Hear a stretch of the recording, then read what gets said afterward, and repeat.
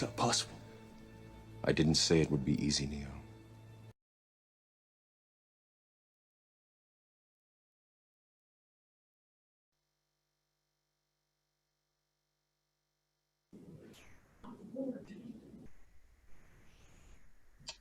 Would the offender please introduce yourself for the record, stating your name and DOC number? Yes. Robert Mitchell. Name, DOC, full man's down. 41, 40, 31.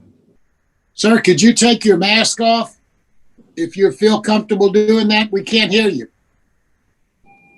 Speak up, Ron. Robert Mitchell. 41, 40, 31.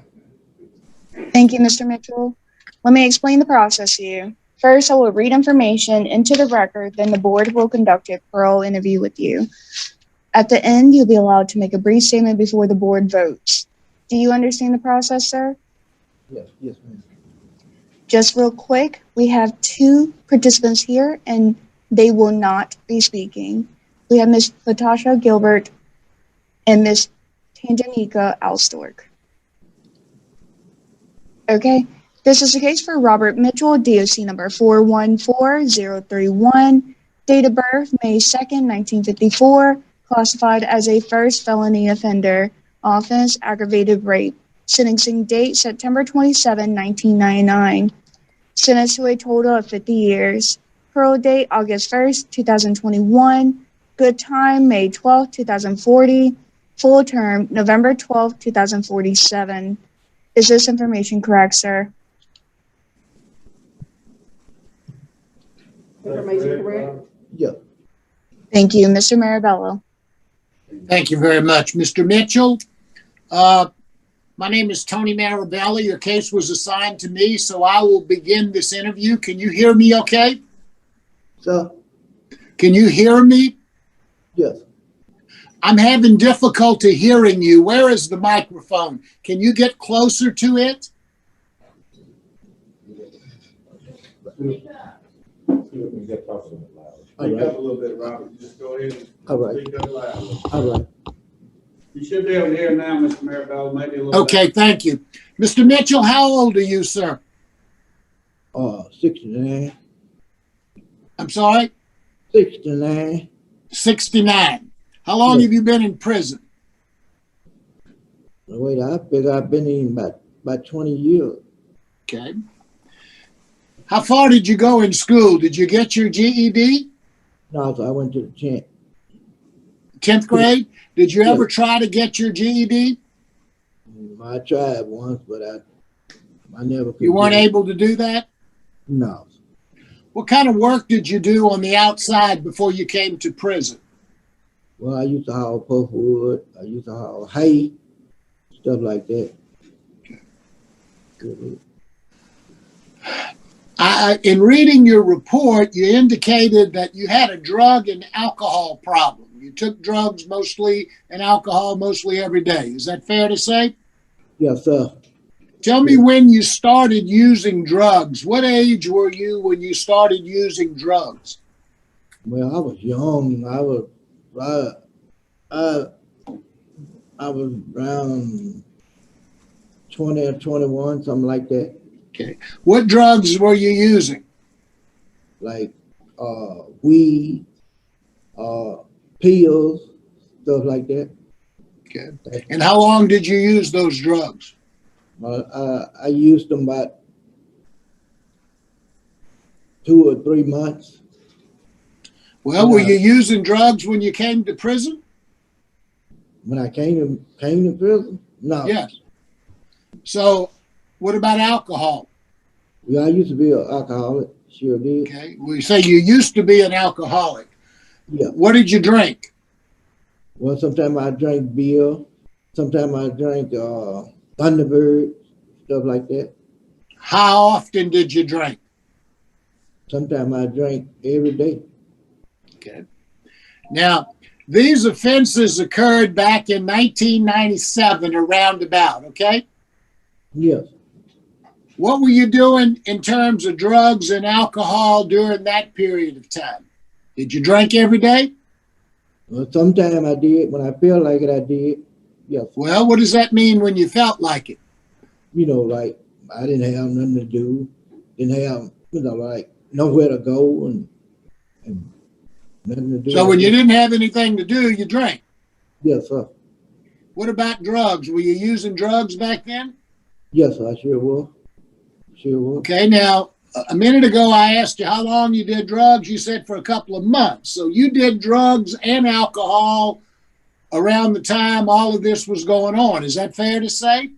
Yes, sir. Sure is. Now, I want you to explain to me how it was that you ended up having sex with your two stepdaughters. How does that come about? Well, all I could think it just happened.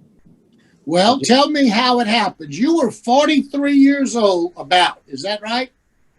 43 or 44. You're Something 40-something years old. Yes, sir. And these young girls were 8 and 12.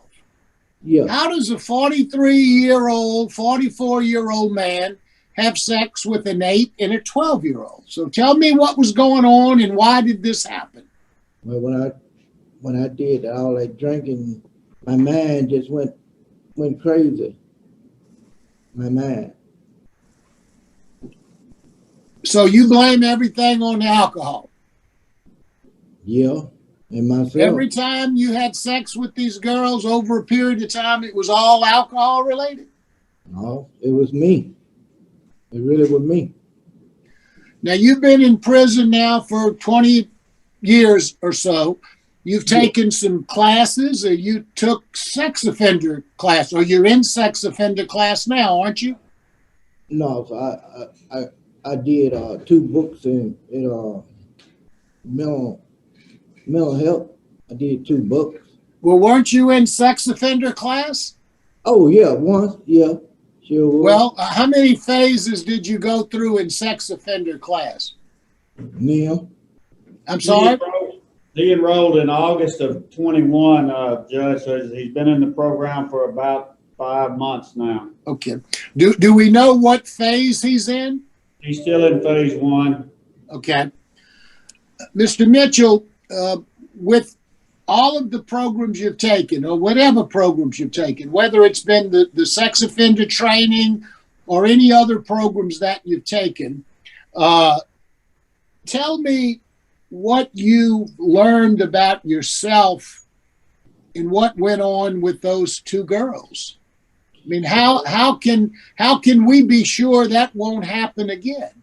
Because the reason it won't happen again because I wasn't really serving the Lord.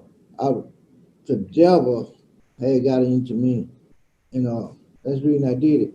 But now I'm a better person. I don't think about doing those things anymore.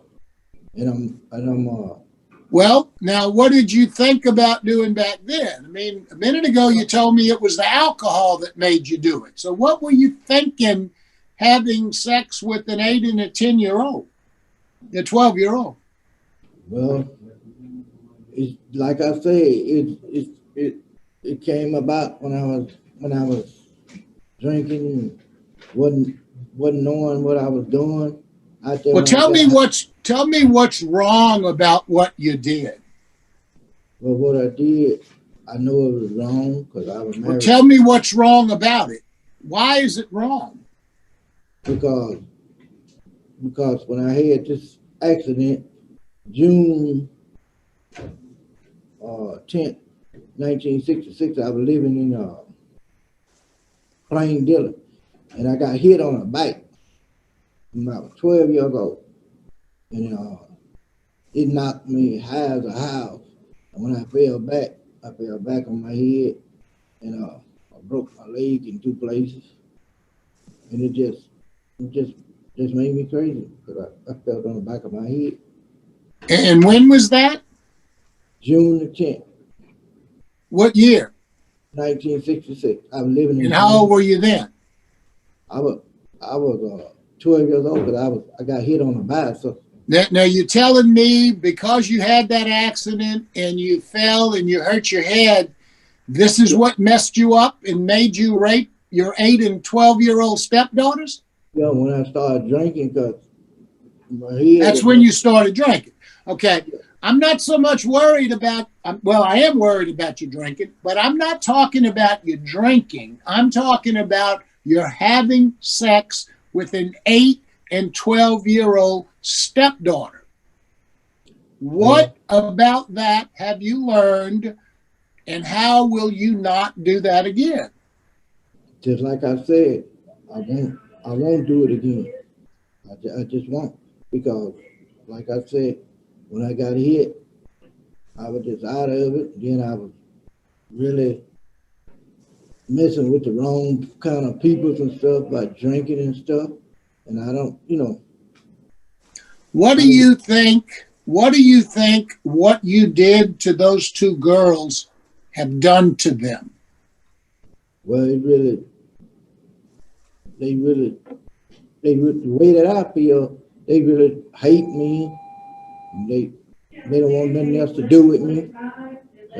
Do you understand why they might not want to have anything to do with you? Because I had sex with them. That's what it was. What would you say to them if you had an opportunity to say something to them? I would tell them that would they forgive me for what I had did, and I know it was wrong, and I wouldn't want them to hate me, and I wouldn't want them to hate them. I tell them that, because I know it was wrong. And how can I be sure you're not going to go back to drinking and you're not going to find yourself in the situation again and molest some other young woman? so like I said, I done changed. I ain't like I used to be. I'm on the Lord's side now. And I just won't do that no more. Tell me what you learned so far, or what has affected you the most from the sex offender class you're in. You're in a program now that's about sex offenders? Yeah. And someone talks to you, you listen to them, maybe some other people talk about sex offenses? Yes, I do. Tell me how you feel about that program and how it's affected you. Well, it affected me because what I did, I know it was wrong, and it hurted me real bad. And just like I said, I just won't do it no more. Why did you do it then? I mean, I understand you hit your head, you were drinking, but a lot of people are alcoholics and they drink, but they don't go rape people. They get in cars and kill people and they do stupid things, but they don't rape their stepchildren. Yes, I know. But just like I said, when I got hit on my head, that's the reason I lost it. I mean, I just didn't have it. Okay. All right. What sort of substance abuse programs have you taken? You say you're an alcoholic and you drink all the time. What have you taken that will help you prevent you from going back out and drinking again? Well, just like I say, I'm for God now. I don't want to be around no people that doing that. Where are you going to be living at, Mr. Mitchell? With my cousin in Midland. Where? On 9. What city? 3. So 9. What city? Midland. In Minden, Louisiana? Yes, in Minden, Louisiana. Louisiana. Do people drink in Minden, Louisiana? Do you go to crawfish balls? Do you go to barbecues where there's beer and everything? No, I should. No? Oh, you don't think so? You don't think your family has beer and barbecue and stuff like that? my family not live. My family, I'm the only one living in my family. Well, I understand that. You said you're just not going to drink. But in Louisiana, you're going to be around alcohol. How are you, what plan do you have to make sure you're not going to drink anymore? Well, just don't go where they at and doing what they doing. Be to myself, cause I ain't gonna be, like, well, I see him drinking, I'm going to get me a drink. What have you taken any substance abuse programs while you've been in prison? No.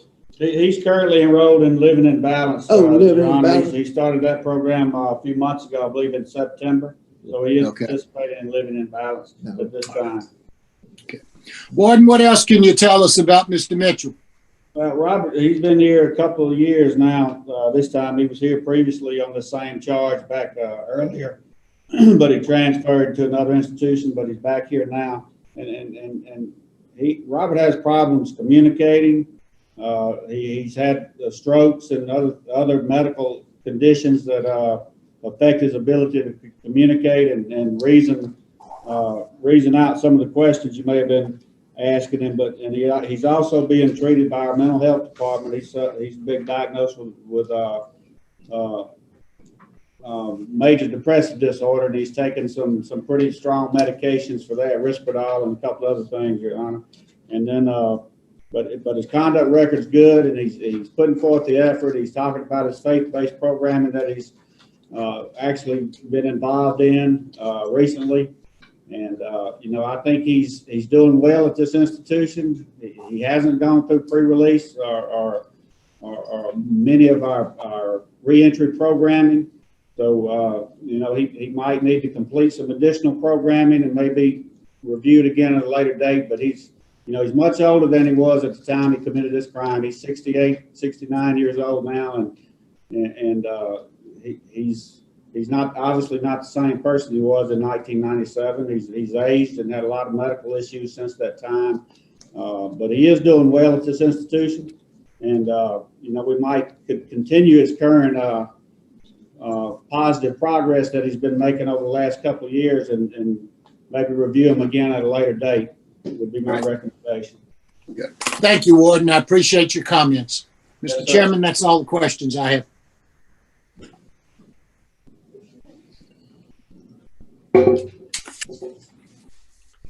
I see there's no one to be speaking today, and at this time, Mr. Mitchell, anything you'd like to say to the board before we vote? Well, I like to say that I really, like he spoke about them two books that I did. I really enjoyed doing that, and that helped me a lot, because I had something to do right then. Then the lady asked me, did I want to do any more? But I told her I didn't, because, when I lost my mom, my sister, and my two brothers, that really took the effect on me. I couldn't take it anymore. I couldn't do nothing else.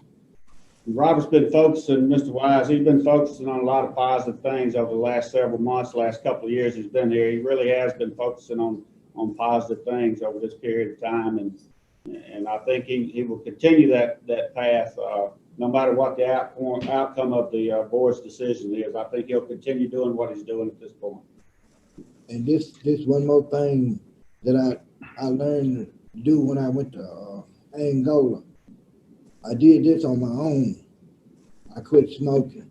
When I first had this stroke, I thought that was from smoking, because I smoked cigarettes over 40-some years, but it wasn't cigarettes. It was, what gave me this stroke was really a whole lot of grease. I had a hamburger and it had a lot of grease in it, and that's what gave me the stroke. So I said I wasn't gonna use no like grease, salt, and a whole lot of pork. I'm gonna stay away from that. Warden Goodwin, but he's increased on a lot of stuff that he's done since he's been there with you, right?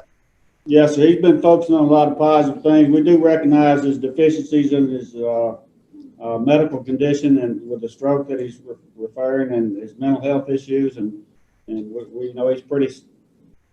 Staff spend a lot of time working with him, but he has been involved in a lot of positive things over the last couple of years, and he's doing real well. He's very cooperative with staff, very compliant with the rules. He hasn't had any disciplinary problems to speak of, and we're focusing on his medical and mental health issues and trying to get him into as much programming as we can, Mr. Wise. Yeah, his residence plans, the security where he's going to be staying, that'd be a big thing. You know what I mean? Yes, sir. All right, at this time, Mr. Marabella will be voted. Thank you, Mr. Chairman. Mr. Mitchell, some excellent comments from the warden. You're doing well. You're working hard, and I'm very impressed to see that. You've got some issues that need to be dealt with. You've got some medical issues. You've got some mental health issues, and it sounds like you're trying to deal with those, and they're working with you to deal with those.